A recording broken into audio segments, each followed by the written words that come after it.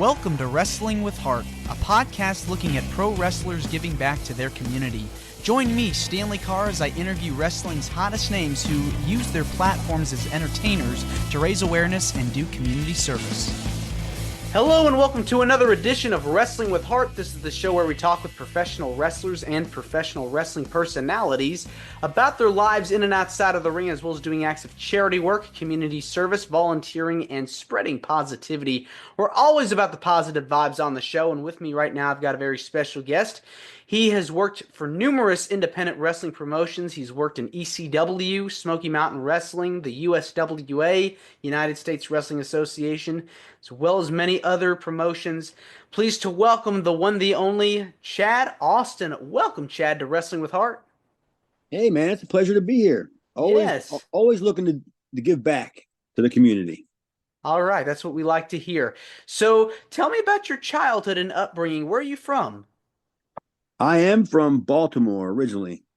That's where I was born and predominantly raised.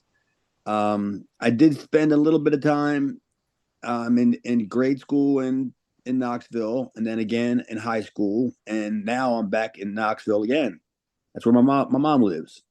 Okay. So I've kind of ran the full spectrum as far as wrestling when it comes to my viewing.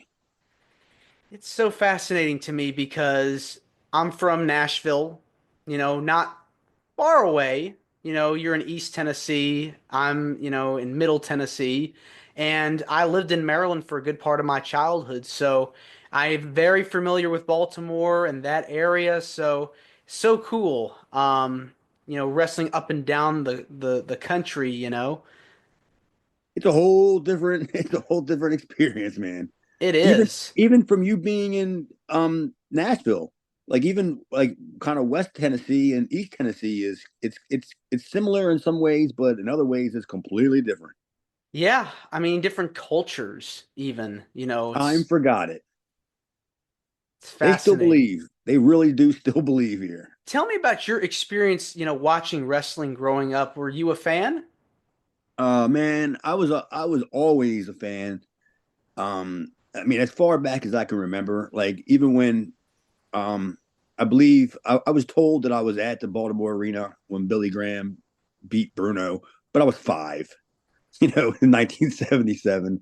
But I'm pretty sure that I was a monthly arena show goer every month. And of course, when they would wait till the intermission to announce the next card, who was going to be there, of course, every show was, I got to be there. I got to go. I don't care whether it was Bob Backlund versus Mr. Fuji. Oh, I got to see this, and it kind of got expensive, taking a family of 4 or so to go, to the arena to go see wrestling every single month.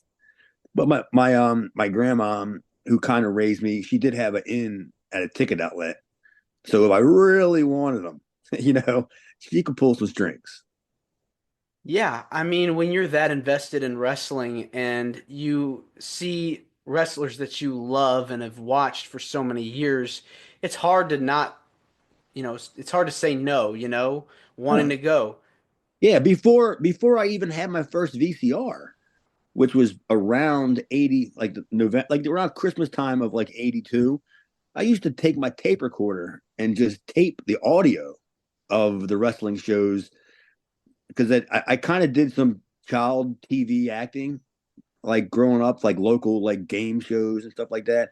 So a lot of the times the filming was, during prime wrestling hours, and I wasn't a fan of that.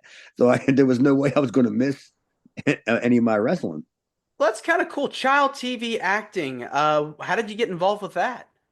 It was something that happened at my grade school.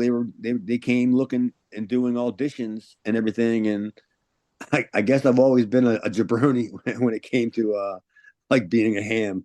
You know what I mean? So I kind of stood out, and they found the spot for me on a couple of these little local TV shows. And after that, I said I was wrestling. The first thing I can remember as far as wrestling, I remember when Greg Valentine broke Jay Strongbow's leg.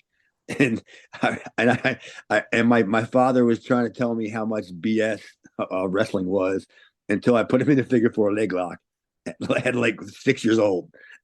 he kind of learned that it could be a shoot.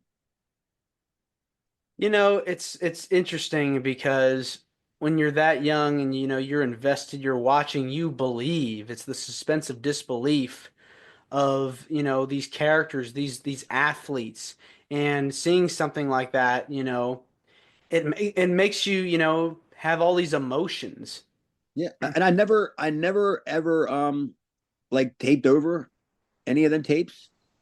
And when I started getting VCR tapes, and I would tape wrestling, I never taped over any of them tapes. And I've accumulated a collection to where I didn't even know this. I've had other people bring it to my attention that I have one of the biggest like collection of pro wrestling tapes that's out there. I didn't know anybody else ever did it until the last Wow. probably 25, 30 years. I didn't really know, you know. I have everything. I have everything. Everything. Oh, I've given stuff to the network, to WWE. I mean, it was supposed to be on lease, or I was supposed to get some sort of credit for it, but who knows where to find any of that stuff at? You know what I mean? Yeah, so it's so fascinating. I mean, tape traders, were huge in the 90s. Being able to watch matches from Japan and from Mexico, and you had so many people record wrestling from their area. And a lot of them now are posting it onto YouTube. So it's so fascinating to see like the transition from analog to digital. I think that's so cool. And you were I, ame to I'm do that. still I'm still far I'm still a little far behind on the transition in the digital. I've gotten about 65, 70% converted to DVD, Hmm. but I still do have, I mean, just it's got to be thousands, maybe 1,500 tapes still that I've never converted. But I found a correspondent, probably due to Meltzer, that I've found a correspondent in like every area that I could get tapes from Memphis, California, Mexico, Japan, even when I was, younger. And I've saved it all. Yeah, I mean, saving it is very important, because you could use it for something. Well, I don't know what anybody wants to use it for, but who would have just thought that, 30, 40 years later, there would be people out there, Yeah. that now, like there's stuff that I see now that I go like, I remember having some of that, but I don't know what I ever did with it, or where is it at? Like California creative, that kind of crappy wrestling. But as far as Memphis, I've been getting Memphis since, geez, probably 80, 86, 87. I've been getting it every single month. I still do. I mean, but it's now on YouTube. I watch it on YouTube now. I don't get too much physical media. Yeah, I mean, take care of those tapes. You just never know what you could use it for, because there's a lot of options you have to be able to take that footage and use it for something. Well, let's switch and talk about, your journey in the business. At what point did you know you wanted to become a professional wrestler? I don't think there was anything else that I ever wanted to do. Honestly, I can't recall. I don't remember wanting to be a doctor or a lawyer or a firefighter and all that stuff. I was always like, I got to be a wrestler. And growing up, when I got a little bit older, probably mid-teens, around then, I have a family member who married a wrestler who was TV. They call them enhancement guys, but they're jabronis. Because I was one, so I'm not afraid to use the word jabroni when referring to themselves. I was a job guy. And Barry Hardy, you probably heard of Barry Hardy. Hmm. He teamed with Dwayne Gill a bunch of times, and he was a mainstay on TV, getting beat up by everybody. But he had a ring, and I used to go over to his house, as a young teenager, and be practicing with guys like Axel Rotten was like 16, and who would have thought Axel was 16, already breaking into the business? And I'm wrestling guys that are like 300 pounds, have been in the business for a few years. Cactus Jack, even back then, he came through Maryland, and he was even friends with my uncle. And I always knew I wanted to be a wrestler. I didn't go to college for a backup plan. Put it that way, pal. But once you know you want to do something, you got to find ways to do it. And so you pay your dues, the training process, I am sure it was rough, very intense when I was talking to people on the show before. They talk about how grueling it is. What was I your gotta. experience like? I don't have any of that. Like I was never ever formally trained. Never. Not one. Never. Never. Not one person ever taught me how to take a bump. Anything. It was all stuff that I had just learned by getting in the ring and doing it. Hmm. And then as years went on, um, I would go to the shows, the independent shows, and I helped put the ring up. So I'd be at the building, a few hours before the show would start. So I'd put the ring up. So what do you think a guy like me would do when the ring's just sitting right there and you're in front of you're an empty building? Of course I got in it. I learned how to run the ropes, how not to run the ropes, and that kind of stuff. Was there anybody that at least worked with you in the beginning to guide you along?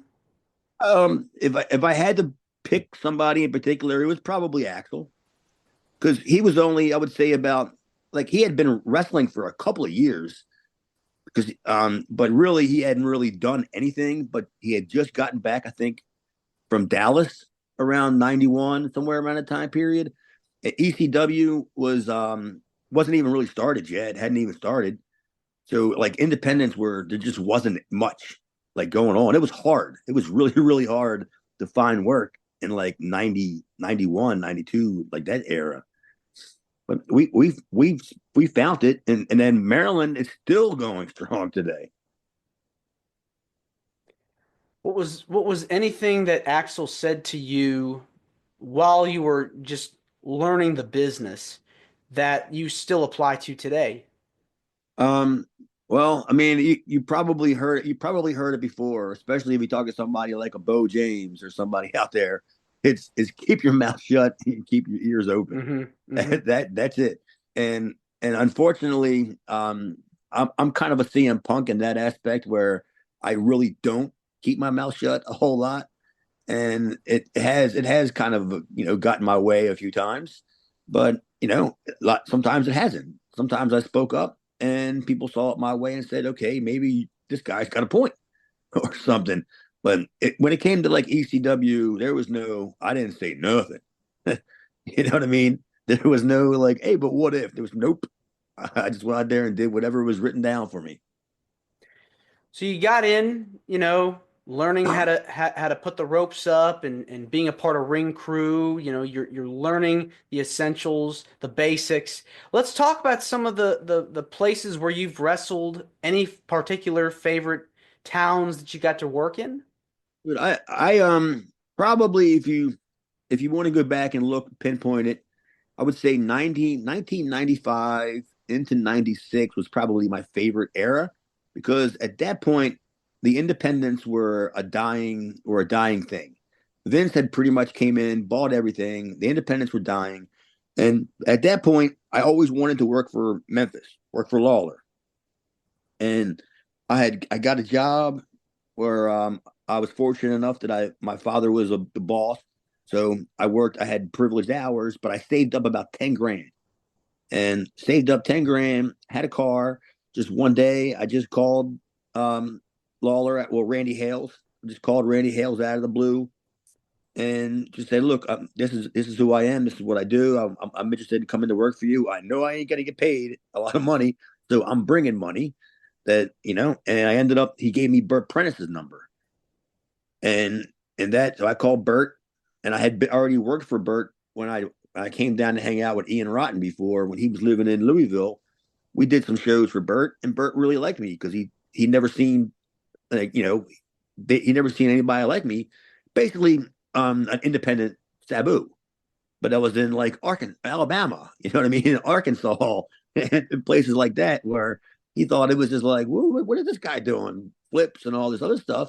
So it was just fun. It was my favorite time because I wanted to work 7 nights a week. I wanted to travel. Like a lot of people bitch about the traveling. I don't. Like I embraced it. All right, where are we going to be at tomorrow? All right, and then when you work Memphis, it's the same towns every night. Monday Memphis, Tuesday Nashville, Wednesday Evansville, Thursday drive home. Then spot show. So It's the that was circuit. that was that was great. Yeah, that was. like you couldn't pull me away from that, except for the amount of oil changes that you had to get for your car because it was easily an oil change every 3 weeks when you're working there. That's easily 1,500 miles. Yeah, I mean, it is a sacrifice, but if you enjoy what you do and love what you do, they say you never have to work a day in your life. And, you've got all that passion behind you, going from city to city, town to town. Let's talk about some of the people you got to work with over the years. Who are some of your favorite opponents? I always worked. I always liked this kid. A lot of people hated this guy. He worked in Alabama. I think his name was Ricky Burton. Like the guy was terrible. But Bert put me in there with him, and I pulled something out of him. I don't know what it was, but I liked working with him. And then because Bert was trying to pull me back and not let me do as much as I wanted to do, he put me in there with Dundee, and Dundee took a liking to me, and it was me and Dundee for I don't know every night for like 2 months, and that was an experience. But I've worked guys. Unfortunately, I got to work guys like Sabu, Chris Benoit, stuff, guys like that. But the matches weren't like I wanted them to be because they weren't positioned to be like what I wanted them to be. You know what I mean? They were more like squashes. But I still got to work guys. Cactus. At least Cactus gave me stuff, which was cool. When I worked Cactus for Smokey, he walked in and he had just worked with me in ECW like that weekend before.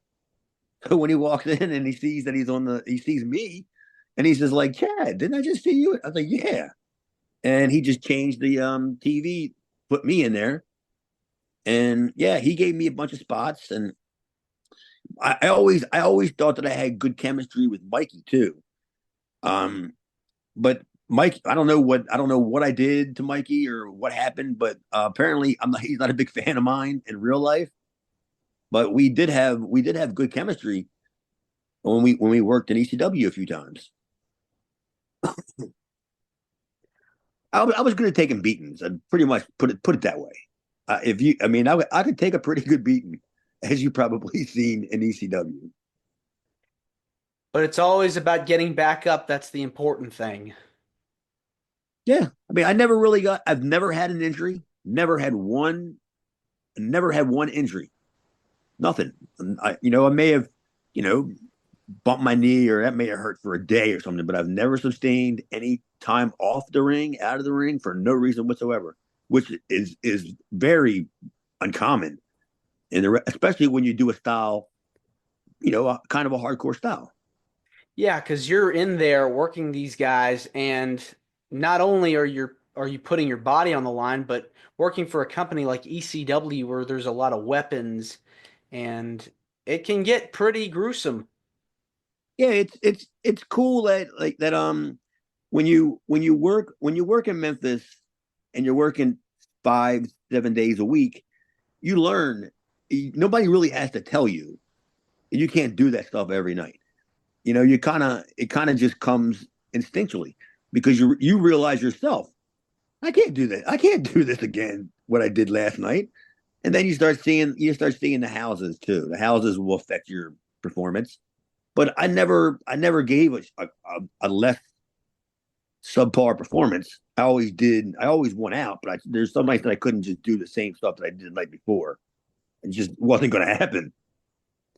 It's always good to, change things up every once in a while. That way you keep the routine fresh. Of course, yeah, and I learned that on my own, and I kind of like I'm glad that I'm working where I'm not. I haven't really started working yet here in East Tennessee, but I'm working with some promoters, and I've been to some shows, and I've talked to some kids that I've liked, and I tried to I'm trying to offer a little bit of help, because I've taken this a couple of guys here that I thought had something, and I wasn't going to waste my time.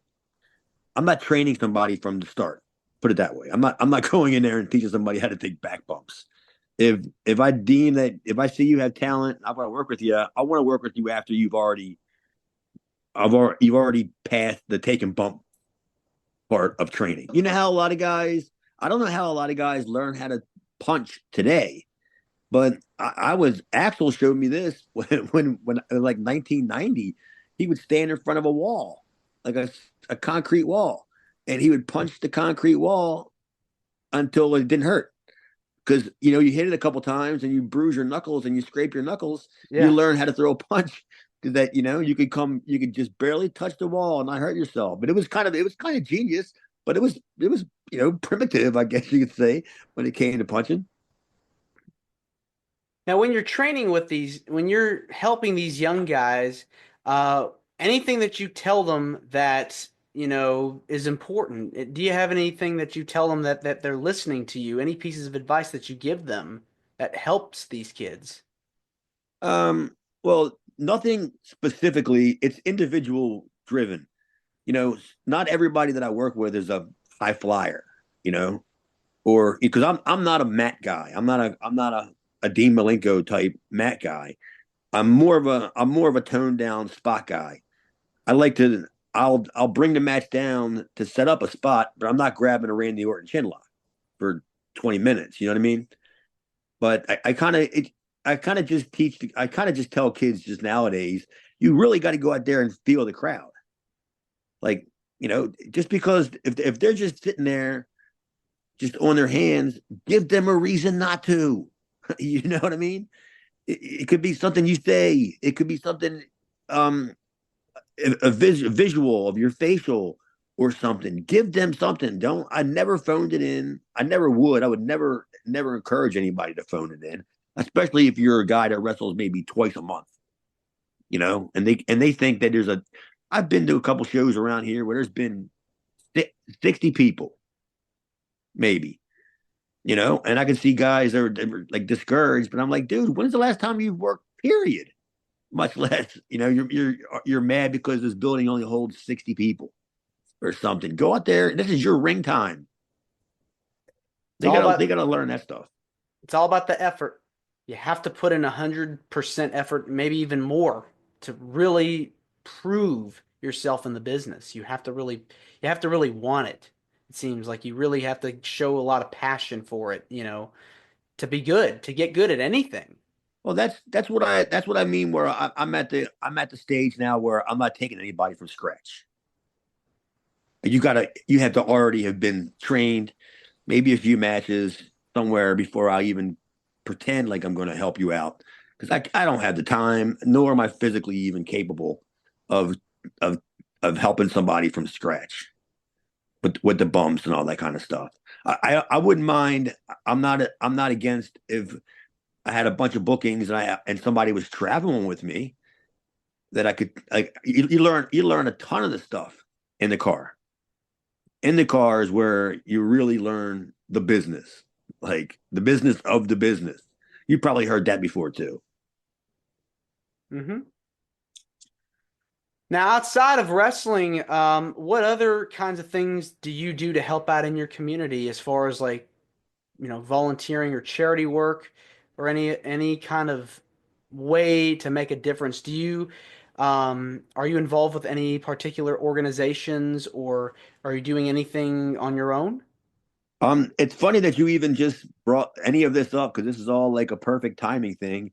Where I don't know if you follow me on Facebook or on Twitter or anything like that, but as of this week, I have just got the word from my doctor that I am 100% cancer free.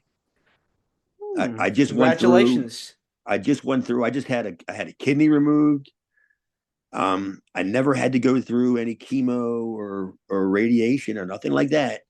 It was just it was just a miserable feeling, a physical feeling that I went through, and it was an easy. It's been like a 2.5 year kind of thing. So when we started talking, and I had an idea that I wanted to start running shows in East Tennessee, that I was affected by a lot of the kids that I see, like the pediatric the cancers, Yeah. like and I kind of like, dude, they like wrestling.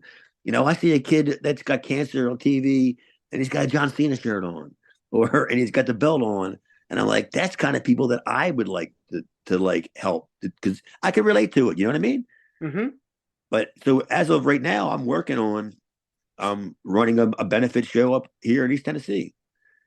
That's so amazing. You're helping kids that are going through a hard time in their lives and struggling, but you're doing it for a good cause. That's so Yeah, cool. they don't know who I am. They've never seen me wrestle, but whatever. But then, if you can like if you can just put a smile on their face, when you if you just meet them, because I had met some kids like at the hospital, some kids, adults, whatever, in the same situation that I am. And then if it somehow got to wrestling, you could just talk to them about wrestling, and it takes their mind off that you're in a cancer center.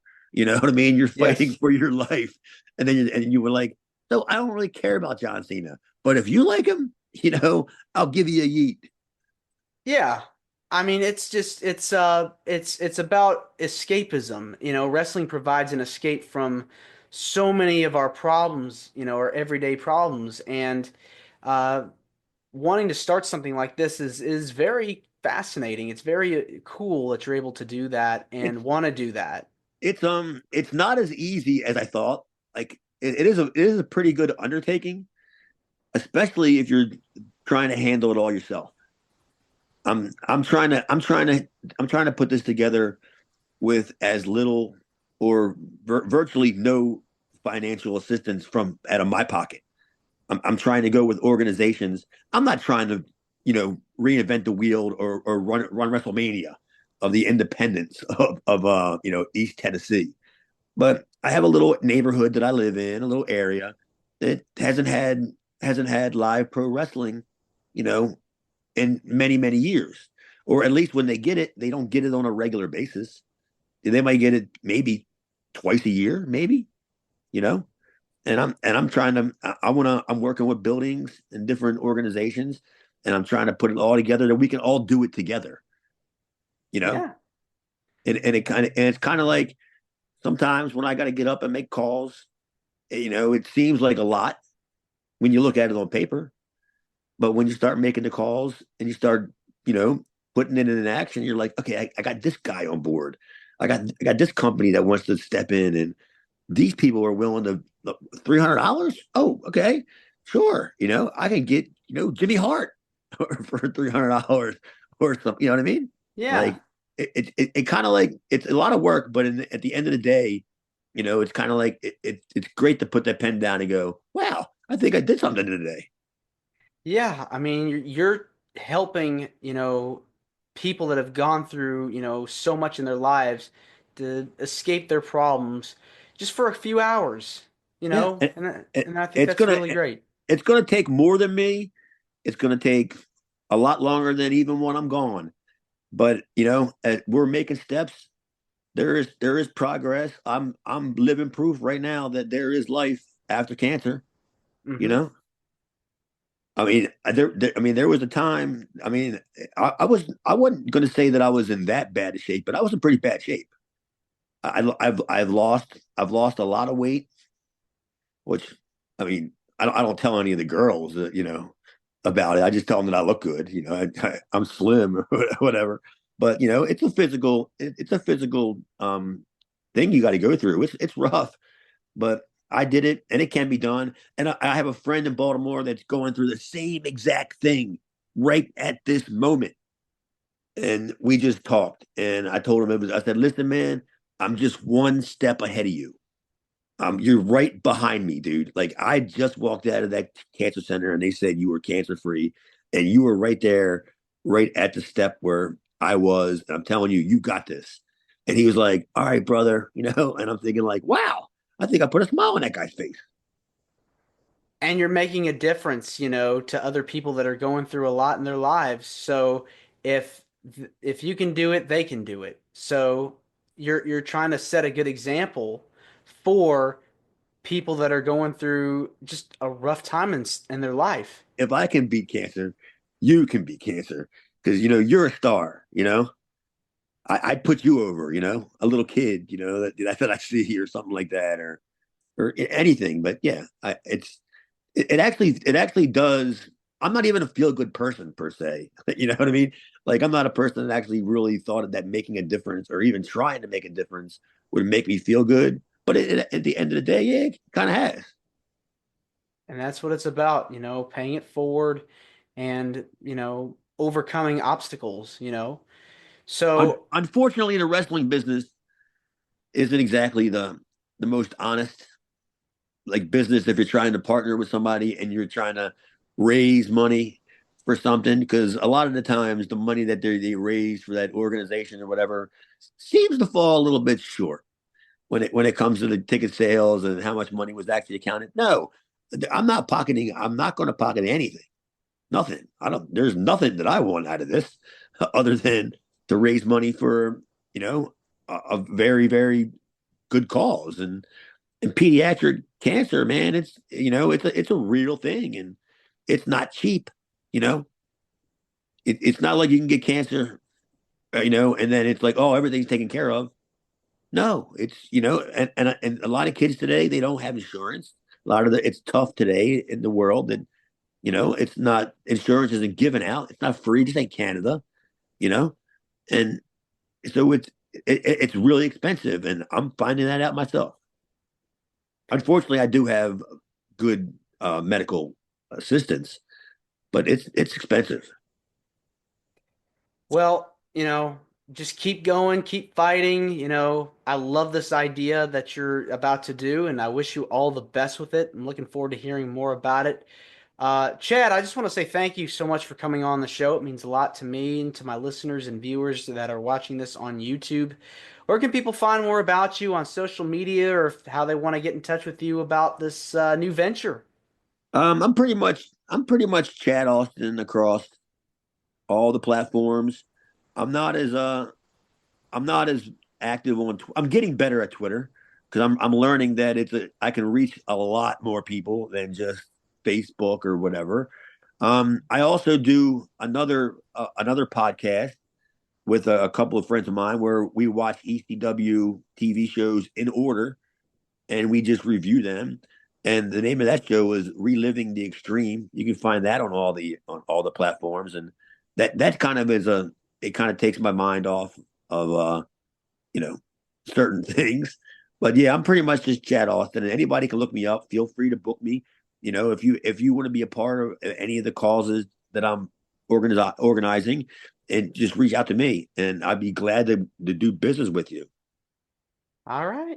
Well, Chad, thanks again, and you're more than welcome to come back.